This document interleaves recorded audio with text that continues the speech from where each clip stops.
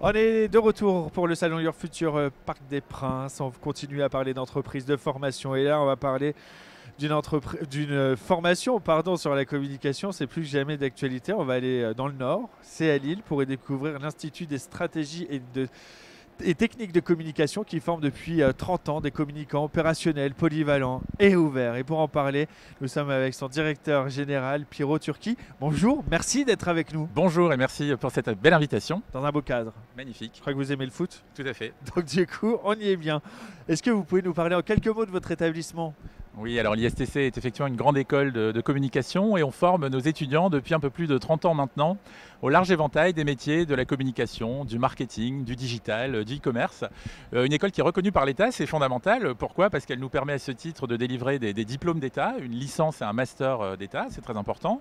On délivre également un titre RNCP inscrit au registre national des certifications professionnelles, le titre de manager de la communication globale.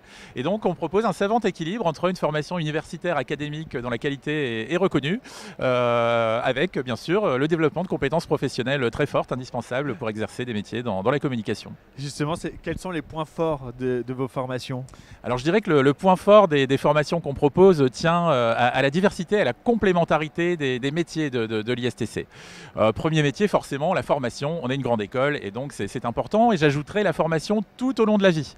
Être diplômé de l'ISTC, ça ne s'arrête pas quand on sort au bout de la 5e année, c'est tout au long de la vie. Et donc on propose des parcours de formation à l'évolution des métiers. Les métiers de la communication sont bouleversés par la technologie, donc c'est important. Deuxième métier, la recherche universitaire, la recherche académique. Donc des programmes qui vont nous permettre de contribuer à faire avancer les disciplines liées aux sciences de l'information et de la communication. Et donc tout le travail de nos enseignants-chercheurs va forcément avoir des retombées positives sur le contenu des enseignements face à nos étudiants. Troisième métier, il y en a encore deux, Oui. l'insertion professionnelle, donc une mise en adéquation de l'offre de formation avec forcément les besoins du marché. Et puis un quatrième point fondamental, autre point fort, la culture générale, l'information, le fait d'éveiller, de stimuler les consciences sur les grands enjeux du monde contemporain. Justement, parlez-nous des grands axes d'encadrement pour préparer vos étudiants à devenir les communicants de demain. Alors la notion de communicant de demain, elle est fondamentale puisque c'est la promesse qu'on fait à nos étudiants. Oui. On leur dit qu'on va faire d'eux les professionnels de la communication dont le monde aura toujours besoin. En matière d'encadrement, comment ça se traduit? On va leur proposer ce qu'on appelle une expérience intégrale à 4 dimensions. Première dimension, l'acquisition, le développement d'un socle fondamental de culture générale qui va tendre vers l'excellence. C'est le fameux parcours académique universitaire dont je vous parlais tout à l'heure. Deuxième notion forte dans l'encadrement qu'on propose, c'est l'acquisition, le développement de compétences opérationnelles, stratégiques, managériales dans les métiers de la communication. Troisième volet fondamental, un enrichissement possible à l'international à travers un réseau de 74 universités partenaires réparties aux 4 coins du monde. Et puis dernier volet, très très important également, la découverte des talents, le développement personnel, la révélation des singularités, des talents. Donc voilà, la connaissance de soi, c'est fondamental également quand on veut être un bon communicant. Indispensable même. Justement, quels vont être les débouchés? Alors, d'abord, il faut savoir que la communication, telle qu'on l'envisage, c'est à la fois une fin. On va avoir des diplômés de l'ISTC qui vont travailler pendant toute leur carrière dans les métiers de la communication.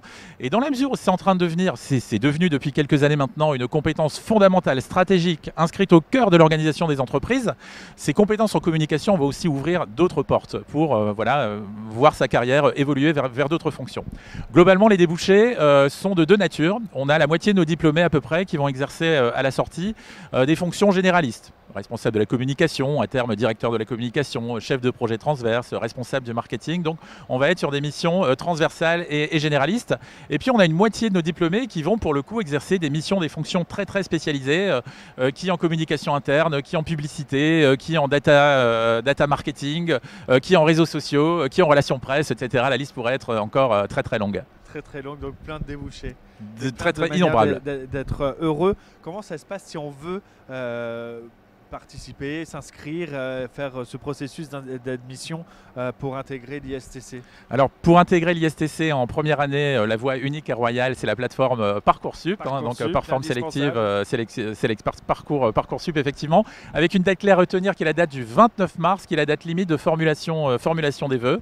Donc, les lycéens qui nous regardent et qui sont à peu près sûrs de leur fête, je les invite à ne pas attendre cette date fatidique du 29 mars pour formuler leurs vœux. Donc, ça, c'est pour l'admission en première année. Et ensuite, on a ce qu'on appelle des admissions parallèles possibles en deuxième, troisième ou quatrième année.